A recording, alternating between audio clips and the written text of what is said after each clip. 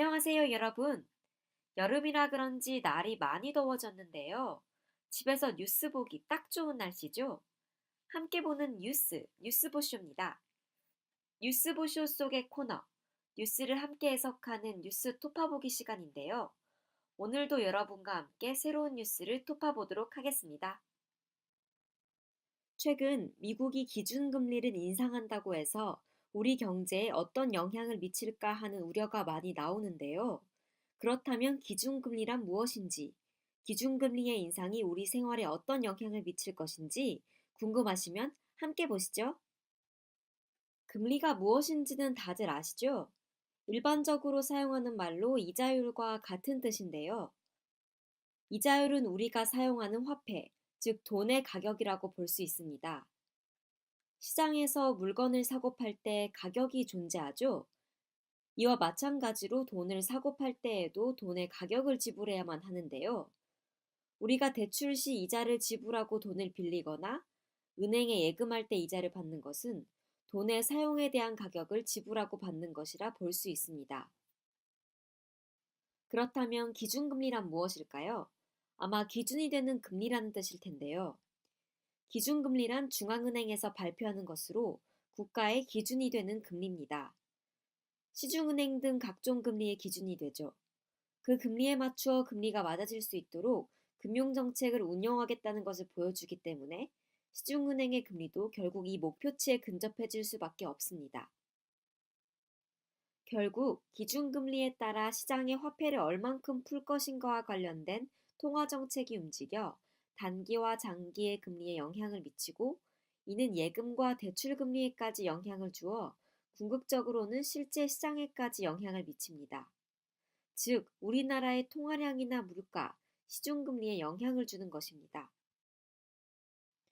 우리나라의 중앙은행은 지폐나 동전 등에 나와 있는 바로 그 한국은행인데요.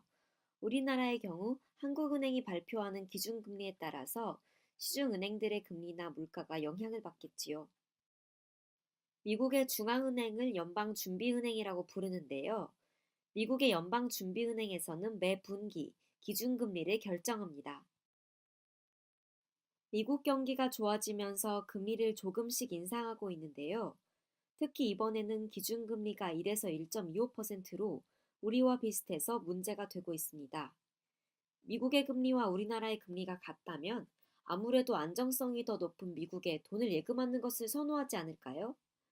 미국 금리와 우리나라의 금리 중 미국의 금리가 더 높다면 투자자들은 당연히 우리나라에서 돈을 인출해 미국에 돈을 맡기겠죠. 따라서 미국의 금리가 우리나라의 금리에 영향을 미칠 수밖에 없는 것입니다. 미국 금리가 오르면 따라서 우리도 금리를 올릴 수밖에 없고 갑자기 금리가 오르면 실제 시장에서도 여러 가지 영향을 미칠 수밖에 없는 것입니다. 금리가 인상되면 갚아야 할 빚이 늘어나 가계에 큰 부담이 되고 미국 금리가 우리보다 높아지면 외국인 투자자들이 한 번에 빠져나가 버리거나 국내 투자자들이 해외로 투자처를 바꿀 확률이 있기 때문입니다.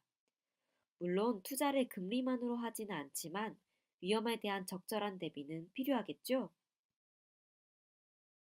여러분이 뉴스를 받아들이는 데 도움이 됐길 바라며 혹시 어려운 내용이나 더 궁금한 뉴스가 있다면 아래 이메일로 문의 부탁드립니다.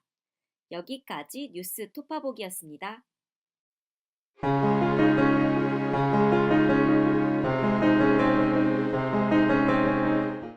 여러분 안녕하세요. 아트스캔들의 이서연입니다. 오늘은 현재 한국에서 가장 화제를 불러일으키고 있는 작가 모리스 블라멩크에 대한 소개를 하겠습니다. 블라멩크는 가장 극단적인 야수파 작가로서 후기 인상주의의 영향을 많이 받은 예술가입니다. 야수파 후기 인상주의, 단어가 너무 어려우시죠? 그럼 지금부터 야수파와 후기 인상주의에 대한 간단한 설명을 해드릴게요. 우선 후기 인상주의 그림에 대해 말하자면 후기 인상주의란 우리가 잘 알고 있는 고흐와 고갱, 세잔 등이 몸담고 있는 예술사조인데요. 빛에 대한 표현이 감각적이고 그동안 써왔던 과학적 기법들을 초월해 작가의 강한 개성을 표현한 작품들입니다. 대상의 표면이 아니라 대상의 핵심, 본질을 그려야 한다고 주장했고, 내면을 표현하는 것을 추구했습니다. 야수파란 20세기 등장한 미술 세계의 새로운 반향이었는데요. 한 평론가가 야수파의 그림을 보고 이 그림은 야수 같다 라고 말한 데서 이름을 따왔다고 합니다. 그림에서 볼 수 있듯이 과감한 붓질과 원색 위주의 색채, 대상에 대한 추상화를 표현하고 있습니다. 눈에 보이는 색이 아닌 마음속으로 느끼는 색채를 표현한 것이 야수파의 특징이라고 할 수 있습니다. 모리스 블라맹크는 이 시기 후기 인상주의 작가인 고흐, 세잔, 그리고 야수파의 영향을 받아 그림의 그 사조들이 모두 녹아 있습니다.